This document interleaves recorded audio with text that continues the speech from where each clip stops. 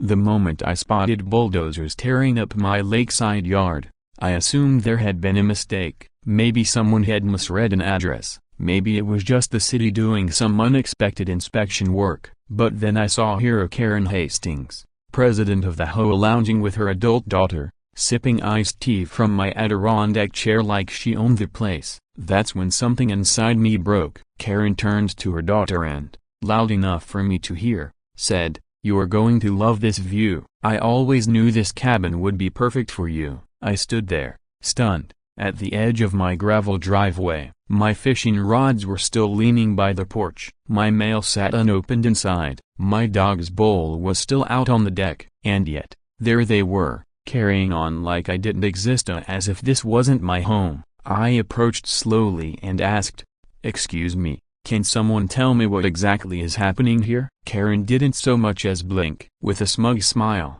she said, "Oh, Greg, didn't you get the notice? This lot was recently reclassified as part of the HOA's green zone. My daughter Madison's the new resident. Everything's been done by the book." I stared at her. "By the book? You handed my family's lake cabin over to your daughter?" She shrugged. "Technically, the board approved it. We had quorum. You really should have attended the last few meetings." I looked over at Madison. She gave me a fake little wave, like I was some delivery guy. "I'm already redecorating inside. Hope you don't mind, Lilac." My hands clenched into fists, but I didn't yell. I didn't make threats. I just turned around, walked back to my truck, and made a silent vow. I was going to put up a fence, not just around the cabana but around the entire property line, right up to the edge of her company's warehouse next door, and I had every legal right to do it. But before I could follow through, before I could even map out the plan, something even more outrageous happened. But I'll get to that. First, you need to understand how all of this began, because this wasn't just a story about a cabin. This was about trust, about betrayal, about refusing to back down when the world tries to convince you that you're crazy. Before we go on, tell me, where are you watching from? I love seeing where people tune in from. Drop it in the comments. This story took place right here in the United States, in a tight-knit town in northern Michigan where everyone knows each other, and the HOA runs tighter than a frozen pickle jar. Let me back up and introduce myself. I'm Greg Parker. I'm 52, a contractor by trade. I work with my hands. I live for the simple things: weekend fishing trips, walks with my dog Rascal, and fixing up my late father's lakeside cabana, something he built by hand back in 1963. Now, Karen Hastings, she's the head of the Shoreline Woods HOA. She treats the HOA rulebook like holy scripture and acts like anyone who doesn't show up to meetings in a scarf is a threat to neighborhood harmony. She lives just 2 streets over in a modern brick house she never stops reminding people has imported Italian tile. No one's ever asked. Her daughter Madison, she's 27, works for Karen's landscaping business, and drives a white Jeep with those ridiculous pink eyelashes on the headlights. She's the human embodiment of a wine glass that says, "But first, brunch." Funny thing is, we used to be on good terms. Years ago, Karen would wave from her porch, and once even complimented my hydrangeas. But everything shifted when the HOA realized that technically, my cabin had been grandfathered in before the association was formed. That meant no dues, no garbage pickup schedule to follow, no approval needed for paint jobs. And Karen? She couldn't stand it. It irritated her more than a mosquito swarm in August. So for the past 2 years, she chipped away at me, filing noise complaints over my dog barking, sending reports when I used power tools in the middle of the day, publicly suggesting that all lots should be reassessed for consistency. I figured it was just HOA politics. Never in a million years did I think she'd go so far as to try and take my land, but she did. And it didn't stop at just showing up and claiming the place. 2 days after that awful encounter, a letter arrived from the HOA's legal team. It claimed my property had been folded into something called the Shoreline Greenway, a beautification program that allowed temporary residency for eligible community members. Guess who was eligible? Madison. The letter gave me 72 hours to remove my personal items from the cabin my father built, the same cabin I'd visited since I was 5 years old. Just like that, it was gone, like someone lifted my wallet right out of my pocket. So I started going out there at dawn, parking across the road, Watching, waiting, Madison had already brought in an interior decorator. Delivery trucks rolled in. I even watched them toss my old canoe into a dumpster. I wanted to explode, but instead, I made a call. I rang up my cousin Jake. He's a surveyor. Meet me tomorrow, I said. Bring the original property lines. Jake laughed. You finally going after Queen Karen? No, I said. I'm giving her a new backyard view. Chain link included. See, what Karen didn't realize was that while my cabin sat close to the water, the land stretched way farther than she assumed, right behind her company's warehouse, where she stored all those gardening trucks. Right now, they had free access from a back road, but not for long. Jake showed up at sunrise. We spent hours walking the full perimeter with stakes, bright orange tape, and the original deed from the 1960s. And there it was, plain as day. I owned a narrow strip of land that ran like a corridor right up beside Karen's business. And guess what? I could legally fence it off. No easement, no access, no discussion. I went straight to the city planning office, filed my construction permit, and walked out with it signed and sealed. The clerk even raised an eyebrow when they saw the location. As I handed the permit paperwork over, the clerk raised an eyebrow. You do realize this fencing runs right up to Hastings Garden Company? I nodded with a grin. Sure do. But the very next morning, before a single post could be set, I found my cabin door torn from its hinges. Inside, everything was wrecked. My father's old hunting rifle gone. Our family photos ripped to shreds. The air reeked of spray paint, and scrawled across the wall in dripping pink letters were the words, "Stay away. This isn't yours anymore." I just stood there, heart hammering in my chest, staring at the message like I expected it to vanish if I blinked. Pink paint trickled from the word yours like blood. Rascal whimpered beside me. He hadn't set paw in the cabin since Karen and her daughter barged in, but now, even he wouldn't cross the doorway. I moved through the wreckage like I was walking through someone else's nightmare. My dad's old workbench is smashed, the stools he carved by hand from driftwood gone. A photo of the two of us, me grinning, him holding up a trout ripped straight down the middle. My stomach turned. This wasn't just destruction, this was personal. But instead of calling the cops immediately, I stepped back outside. I needed to breathe, to think. Across the lawn, I spotted Madison's white Jeep, still parked, engine warm. A fancy tote bag lay on the passenger seat and in the back, what looked suspiciously like a paint can. Before I could take another step, Karen appeared on the path, wearing her usual wide-brimmed sun hat and fake politeness. "Morning, Greg. Something wrong?" she asked, smiling like we were just two neighbors chatting over gardenias. She held a green smoothie in one hand, like the picture of casual civility. "You broke into my cabin," I said, dead serious. "Or your daughter did. Either way, I'm calling the sheriff." Karen let out a theatrical laugh. "Oh, Greg, no need to get so worked up. The HOA has reassigned that unit. You're just a broken bar lingering. Honestly, I think it's time to let go of the past. It's not good for your health." She gave a little shrug, gesturing toward the broken door with her smoothie cup like it was no big deal. Then she leaned in, voice quieter. "Besides, it's your word against ours. No cameras, no witnesses. And let's be honest, you haven't exactly been Mr. Popular at board meetings." I stared her down. "You think no one can touch you?" Karen's smile tightened. "No, Greg. I know no one can." And that's when it all clicked. This wasn't about just taking a piece of property. They were trying to erase me entirely, pretend I'd never existed. But Karen didn't count on one thing. You don't mess with a man who builds for a living. Because we know how to rebuild, we know how to dig deep, we know how to plan, and most importantly we document everything.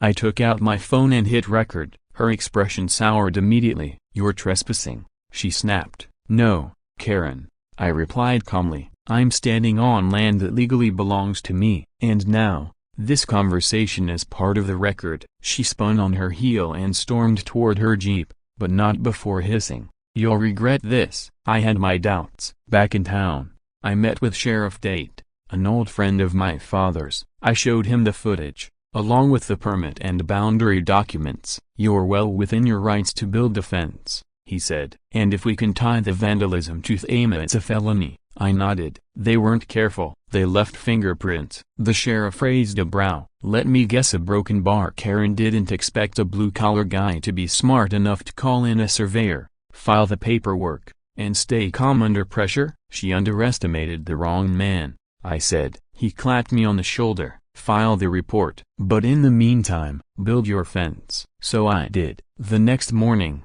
I brought in a crew. Not just any crew, all my crew. Guys I've worked with for years. Men I trust. Tough hands, sharp tools, zero nonsense. We were on site by 6 a.m. By 9 o'clock, 20 steel fence posts were in the ground. By noon, Rascal had his own fenced-in section complete with his water bowl, a soft bed, and a hand-painted sign that read, "Still my home." Karen came flying up in her Lexus around 1 p.m., tires screeching, voice already raised before she even got out. "What do you think you're doing?" she screamed, pointing at the stretch of fence that now cut directly across the gravel driveway leading to her landscaping warehouse. "Building a fence," I replied, tapping one of the posts. "On my land. With a city permit." "You're blocking access to my company's backlot," she shrieked. "Correction," I said, pulling out a printed property map. "I'm blocking your illegal use of property you don't own." She looked at the map like it was written in ancient runes. "This will ruin our logistics," she snapped. "You're sabotaging a local business." I met her glare. "And your daughter sabotaged my life." "You want to talk fairness?" She launched into a tirade about HOA bylaws, lawsuits, how no one would believe me over her. I didn't say a word, just held up my phone again. "Smile," I said. "Big mistake." She slapped the phone right out of my hand just in time for the sheriff's deputy, parked across the road, to witness the whole thing. Karen got a formal warning on the spot for harassment and physical aggression. Her face turned the color of spoiled yogurt, and I didn't stop building. In fact, I made the fence taller. By the third day, a solid wall of steel panels stretched from the lakeshore all the way to the edge of our warehouse's backlot. Karen's trucks, nowhere to go. They couldn't get through. Karen's trucks had to be rerouted onto the public road, which meant delays, higher fuel costs, and angry clients. She actually came to me pleading and asked me to think about the impact on local business harmony. I told her I'd consider her request the moment she returned my keys and issued a public apology. She didn't. Instead, things escalated. One morning, I found a slip of paper stuck under my windshield wiper, not from the police, but from the HOA. It read, effective immediately, Greg Parker is prohibited from attending any community events, utilizing shared HOA spaces, or accessing association-maintained amenities due to violations of community spirit and harmony. Beneath that, a note scribbled in pink ink, "You'll be gone by summer. Trust me." I didn't know what they had planned next, but I knew it wouldn't be legal. So I did what any man with half a brain would. I called a lawyer. But before I could meet with him, I heard a loud crash echo from the direction of the lake. I sprinted outside, and there, half submerged and burning at the edges, was my father's canoe. I froze on the dock, unable to move. Flames curled up from the wood, smoke twisting into the sky like a funeral pyre. That canoe, my dad carved it with his bare hands. Every 4th of July, we paddled across the lake in it. Now it was sinking, melting into ash. Something inside me broke wide open. Rascal barked from the porch, pacing back and forth, his instincts tuned into my fury. I didn't yell, I didn't cry, I didn't even speak. I stood there, jaw clenched, eyes locked on the water until the last bit of the canoe disappeared beneath the ripples. This wasn't just destruction of property. That boat was the last tangible piece of my father that hadn't been boxed up.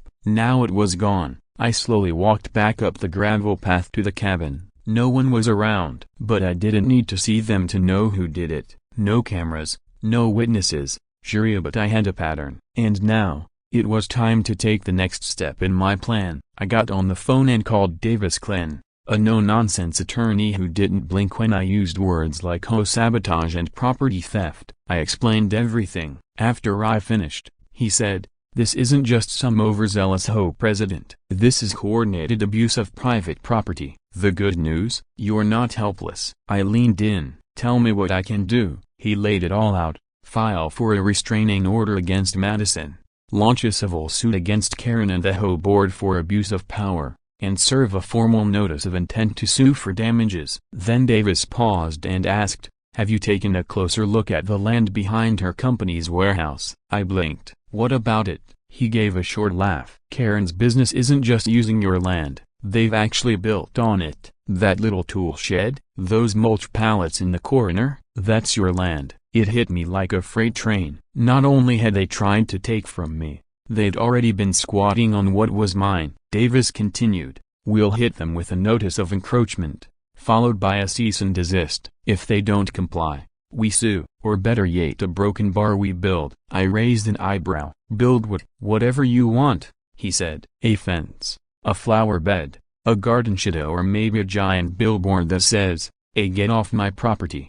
It's yours to decide." A slow grin formed on my face. I knew exactly what I was going to do. I decided to construct a metal shed right up against the back wall of their office. Big, tall, painted jet black, outfitted with motion sensors, floodlights, and security cameras, and on one side, in bold white letters, "Private property. Trespassers will be prosecuted. HOA not recognized." It took 3 days. We brought in materials at night, just to keep Karen in the dark. On day 1, we poured the foundation. Day 2, the steel walls went up, and by the morning of day 3, Karen and Madison pulled up to find a 10-foot wall completely cutting off their access, blocking their mulch deliveries and ruining their rear view. Karen came running, hair a mess, rage pouring off her. "What is this monstrosity? You're ruining our operations." I leaned on a dust-covered shovel and said, "Correction, I am building on my own land. You don't have any right to it." "I do have rights." She snapped. I cut her off and waved the official survey and stamped permit in front of her. "Here's your reality check. This is only the beginning." She stormed off to her Jeep and tore out of there like a bat out of hell. That night, someone egged my truck. A rascal barked at the door for hours. I sat inside with a baseball bat across my lap. This wasn't just a dispute anymore. It was war. But I wasn't just looking for revenge. I wanted the truth out there. So I went online. I posted on the town's community forum. I shared everything, photos of the cabin before and after, snapshots of my father's canoe going up in flames, and that ridiculous whole letter banning me from shared spaces. I titled it, "HOA President Gave My Lake Cabin to Her Daughter So I Built a Fence Straight to Her Business." It blew up. Within hours, comments poured in. "This is wild. You need to take this public. This HOA sounds like a cult. Karen sounds like a cartoon villain." Someone started a GoFundMe to build him a higher fence. People started recognizing Karen. A few former employees from her landscaping company even chimed in, sharing stories about favoritism and shady practices. Then something unexpected happened. I got a message. It was from June Wilkins, a former member of the HOA board. She wanted to meet. We sat down at a little diner by the marina. She was in her late 60s, short gray curls, tote bag full of papers. Stirring her coffee, she said, "I've been watching what they've been doing to you, and let me be clear, it's not just unethical, it's illegal." June slid a folder across the table. Inside were meeting notes from the past year, emails between HOA board members and something jaw-dropping. Madison had never filed for housing assistance. She never even applied for temporary residency. The paperwork was a complete fabrication. My hands trembled as I flipped through the pages. "This is fraud," I said quietly. June nodded. "If you bring this to the county board, Karen won't have a choice. She'll have to step down." I looked up, stunned. "Why now?" She smiled,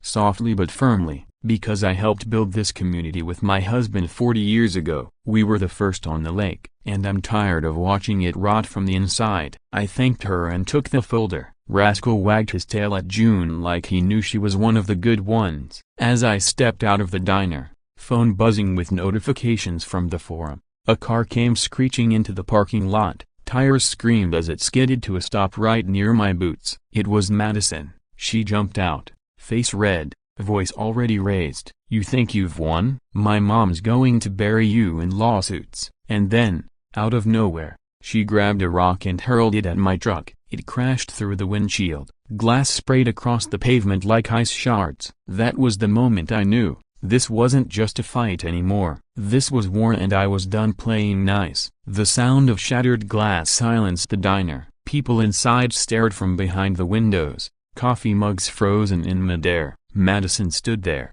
breathing hard, looking around like she had no idea what she'd just done. I didn't react. I didn't move. I stayed completely still, too calm. Maybe, she shouted again. You think this is over? You are going to regret ever messing with my mom. I said nothing, just reached into my pocket and pulled out my phone. I flipped the screen around so she could see it. You've just committed a crime, on camera, in public, with witnesses. Her face went white, like the blood drained straight out of her. Yeah, I didn't mean to, she stammered, stepping back. Before she could finish, flashing red and blue lights lit up the lot. A sheriff's deputy, who'd been parked across the street, turned on his siren and pulled in. Right place, right time. Ma'am, step away from the vehicle and place your hands where I can see them. She froze. You can't arrest me. My mom's the HOA president. The deputy raised an eyebrow. Exactly why we're going to do this by the book. 10 minutes later,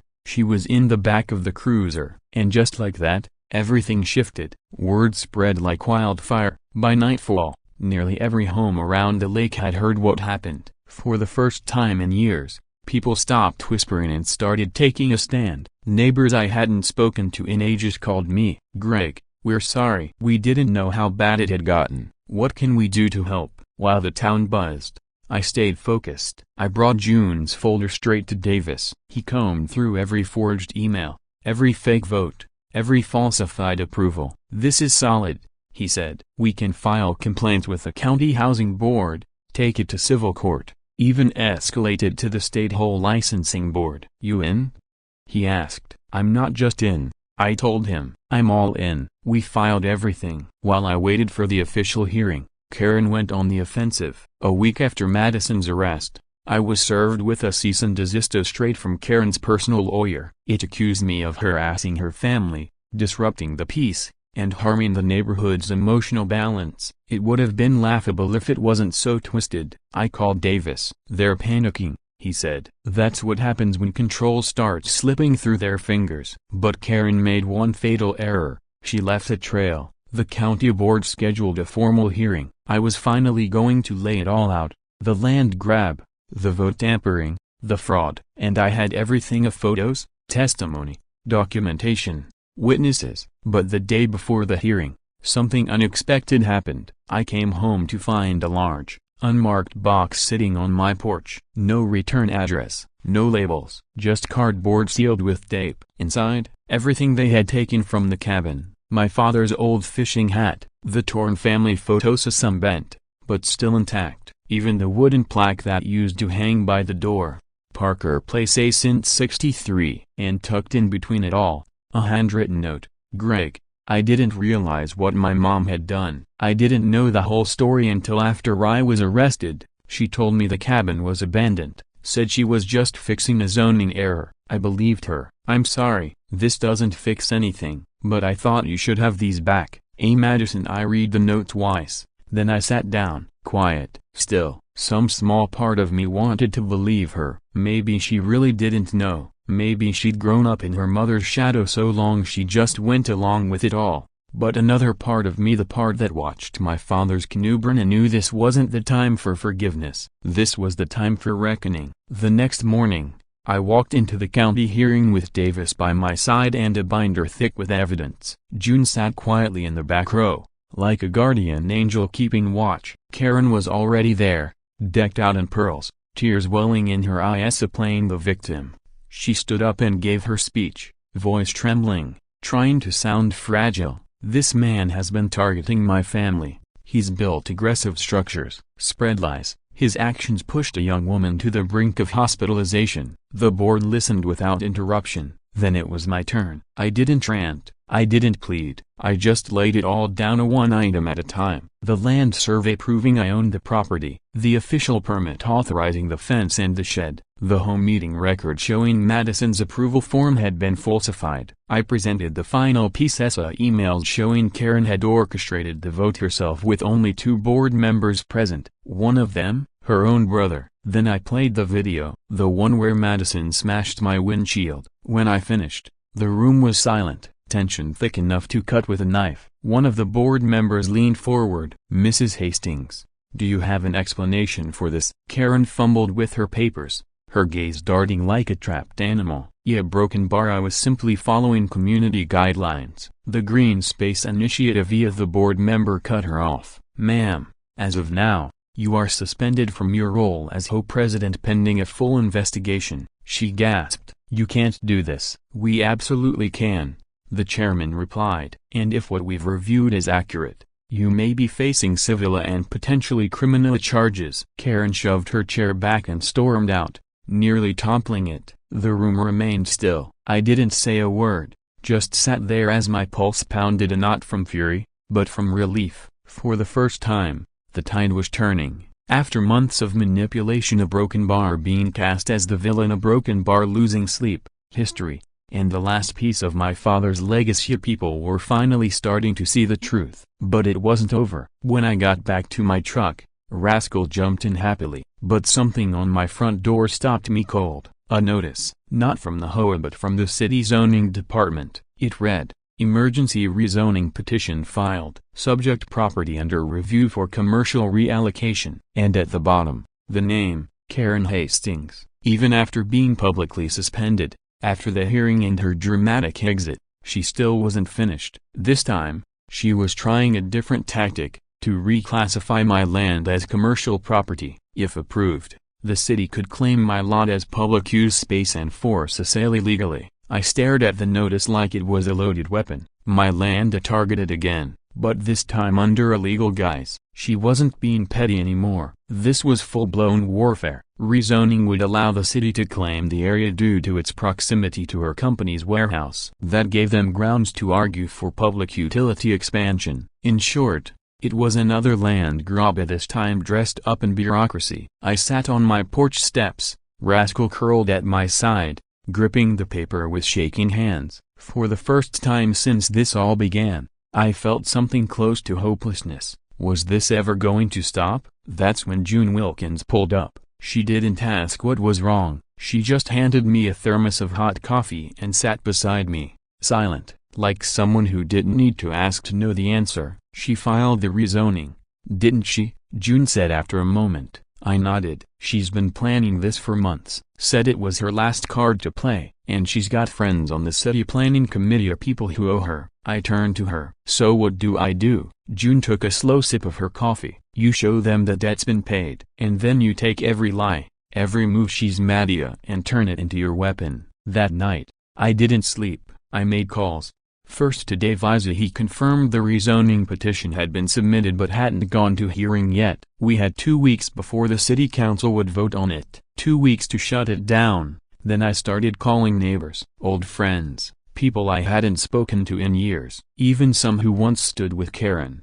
I told them everything, showed them the documents, the videos, the threats, the burnt canoe. "You don't have to like me," I told them, "but if she gets away with this, no one's property is safe. Your land could be next." Little by little, they came around. We built a counter-movement, a petition backed by nearly 60 homeowners demanding the city reject the rezoning request due to HOA corruption and abuse of process. Then I went to the media. Sandra Beach from Channel 9 News agreed to meet. I told her everything: Karen's rigged votes, forged documents, Madison's meltdown, and the mysterious fencing notices. She shook her head while scribbling into her notepad. "This isn't a zoning issue. This is a scandal. Let me run the story." I agreed. The next evening, Channel 9 aired the segment, "HOA President Accused of Land Grab. Is this Michigan's pettiest power play?" They showed footage of Madison's rock-throwing tantrum, clips of my property before and after,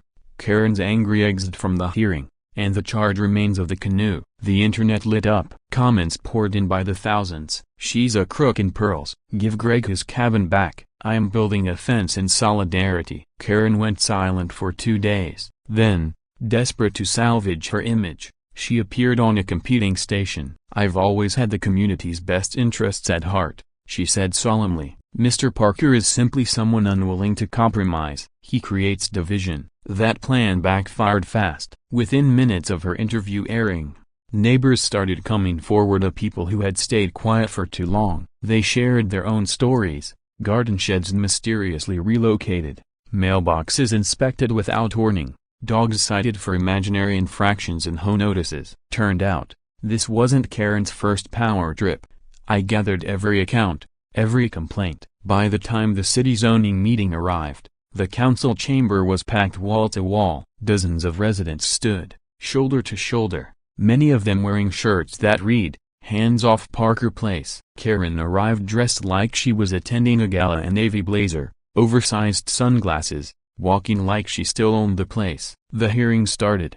Her lawyer, a stiff-looking man in a gray suit, made the usual pitch citing growth, access, and long-term planning as reasons the land should be rezoned. Then it was my turn. But I didn't stand alone. I had Davis, I had June, I had the Channel 9 reporter, and I had all the evidencia documents, testimonials, and a petition with dozens of signatures. I stepped up to the microphone, took a breath, and began. My name is Greg Parker. My father built that cabin with his own two hands in 1963 after returning from Korea. That land has history, it has heart. And no matter what arguments are made about zoning or development, it's mine, it's my legacy. And it's not for sale, not negotiable, not something you can just hand over to someone's daughter. I paused and looked around the room. If you vote to rezone this land, you're saying corruption wins, that fake votes, harassment, and historical erasure are acceptable practices. Is that really the message you want to send? Silence. Then the chairman spoke.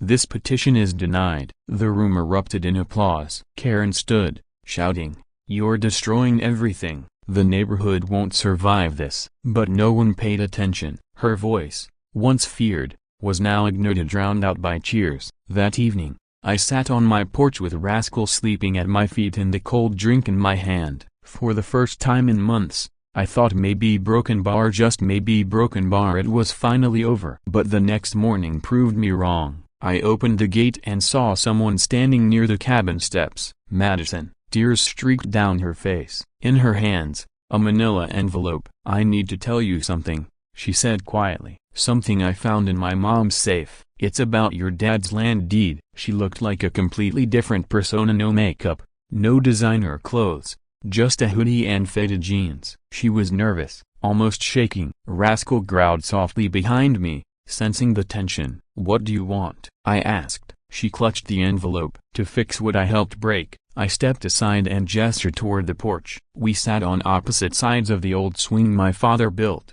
the wood creaking beneath us like it remembered better days. "I know this might not change anything," she began, staring at the floorboards. "But I didn't know how deep this went until I got arrested a broken bar, until I started looking through her records." She pushed the envelope toward me. "What is it?" I asked, not touching it yet. "Your father's original deed," she said, "and another document, one I'd never seen before." I opened it slowly. There was the familiar deed, dated 1963, but in a broken bar something else. An amendment, dated 1979. It was signed by my father and designated the land as protected under a legacy clause. I read the words twice to be sure. The amendment stated the land couldn't be transferred, rezoned, or annexed by any governing body without the heir's explicit permission. She knew, Madison whispered. She found it years ago, hid it, filed it in a folder labeled a non-relevant.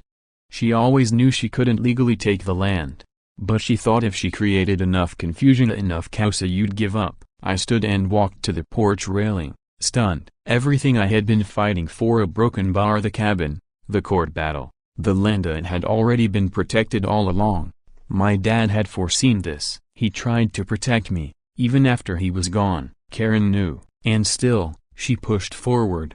I turned back to Madison. "Why are you really giving me this?" "Because I'm done pretending," she said. "I was raised to believe my mom was untouchable, that rules were optional, that image mattered more than truth." She looked me in the eyes, red, swollen, but steady. "I want to help make it right, however I can." We sat in silence for a long while. Eventually, she left without a word, and no dramatic exit, no sarcasm, just a quiet apology left floating in the air behind her. That night, I brought the documents to Davis, He examined them carefully. "A broken bar changes everything," he said. "Greg, this document invalidates every move the HOA made against you. Every vote, every zoning request, every violation notice. It's all void." He leaned back, stunned. "We can file an injunction, possibly even seek full asset forfeiture. If we do a broken bar, we don't just stop her, we take it all back." He looked at me. "But are you sure you want to go through with it? It's going to get ugly, public. Her reputation will be destroyed." I stared out his office window for a while, then answered, "Yes, not for revenge, for restoration, because no quiet homeowner, no old veteran, no family trying to hold a knot should ever be steamrolled by a crooked hoe again." The next morning, Davis filed the injunction. 2 days later, sheriff's deputies arrived at Hastings Garden Company with official paperwork. Karen wasn't there, but her staff watched in stunned silence as officers moved through the warehouse tagging everything sitting on my land: pallets, machines, storage containers. By midday, Karen stormed in, heels clicking furiously on the gravel. "What the hell is happening?" she demanded. An officer handed her the papers. "You've been served. The land beneath this warehouse section isn't legally yours. According to Mr. Parker's injunction, you're in violation of legacy protections. This operation is now under full review." Her face drained of color. She trembled. "You're making a huge mistake," she said. I stepped forward from the sidewalk. "No," I said. "You did," she shouted. "I built this neighborhood. I made it what it is. I gave a slow nod, and now it's time for it to belong to everyone, not just you." Her eyes welled up, jaw tight. Then, something no one expected happened. Karen Hastings didn't faint. She just a broken bar folded, collapsed under the weight she'd carried for too long. Staff hurried over. Paramedics were called. She left in an ambulance, not in handcuffs, but in silence. I didn't feel victorious. What I felt was closure. In the weeks that followed, the injunction held strong. Every attempt Karen made to retaliate was rejected. Her company took a serious blow. National media picked up the story. Clients withdrew. As for me, I didn't just rebuild the cabin, I restored the legacy behind it. I crafted a new mailbox with carved lettering, "Parker Legacy Grounds." I repainted the porch, replaced the canoe. Then, I took a leap. I invited the whole neighborhood to a picnic, no permission needed. Hot dogs on the grill, lawn chairs scattered, kids casting fishing lines off the dock. Even Madison came by quietly helping serve lemonade. People smiled, laughed. Someone held up a sign that said, "No Karen Zone." We all laughed, not in mockery, but in relief. That evening, with the lake glowing beneath the sunset, Rascal curled up next to me on the porch. I thought about my dada, how he used to hum while working, how he once told me, "Son, when you stand for what's right, even if it costs you everything, you still win." He was right, because I didn't just reclaim a cabin, I reclaimed who I was. As summer eased into fall, peace settled in like the changing leaves around the lake. Reds and golds mirrored on still waters like stained glass. The fence still stood, glinting in the morning light, and not as a barrier, but as a boundary, a quiet message: this land isn't up for grabs. The neighborhood felt lighter, freer. You could sense it. Home meetings opened with warmth instead of side eyes. Neighbors who'd never shared more than a wave started planning potlucks. The interim HOA president, Mr. Howard, an ex-Marine with a calm presence and firm ethics, made it clear, the HOA worked for the people now. And Karen Hastings, after the scandal, after Madison's public apology, she disappeared. She sold her home quietly. Word was she moved in with her sister, somewhere downstate, somewhere her name didn't carry weight. No one saw her again. I didn't celebrate. I didn't need to. Truth had already done its work. But just when I thought everything had settled, a final letter arrived. No return address, just my name. I opened it sitting on the porch, Rascal at my feet, a cup of black coffee in hand. The handwriting was careful. "Greg, I don't expect forgiveness, but I owe you honesty. There's something I never told anyone, not even Madison. Your father and I were close friends, back in the early days, before I was married, before I changed my name to Hastings. I worked as a junior property clerk. He used to bring new into town on Saturdays. We'd talk. He always said he wanted to protect that land. He didn't trust the HOA to stay fair. He saw the greed coming. That's why he created the legacy clause. I helped him notarize it. I buried it later, thinking I was building something greater. I didn't see how much I was tearing down. You were never the outsider, Greg. You were the only one who truly belonged. I'm sorry, Karen. I sat there with the letter in my hand for a long while. I don't know if she meant every word, but I believe a part of her remembered who she once was.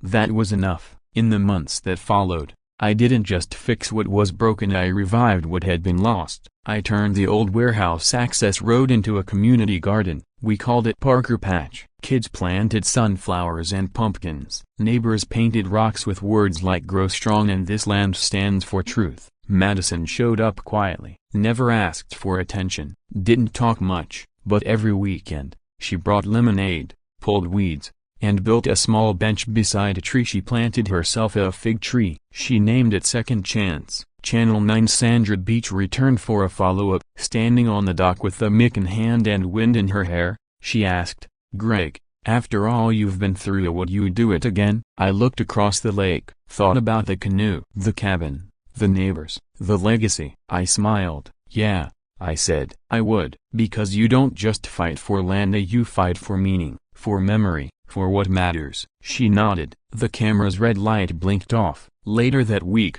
I took one last walk around the property. Rascal padded beside me. The wind moved through the trees like it was whispering, "Well done." At the edge of the garden, I noticed a small wooden sign someone had tied to the fence. No one asked to hang it there. It read, "Here stood a man who said number." And because of that, we all got to say yes. Tears stung my eyes, not from sorrow, but from something deeper. Peace. That evening, I lit a fire in the cabin stove, warmed up leftover chili, pulled out an old photo album. One picture stopped me, my dad and me, sitting on this very porch. He held a mug, just like I was holding now. I held the photo to my chest. "I kept it safe, Pop," I whispered. "I really did." Rascal gave a soft bark, like he understood, and in the quiet hum of flickering firelight, with wind curling through the chimney like a lullaby, I finally understood something simple and powerful. When you stand for what's right, even if no one claps, even if it costs you everything, you win. Not just for yourself, but for everyone who follows. Ya stories. I leaned back in my chair, and, at last, a broken bar let go.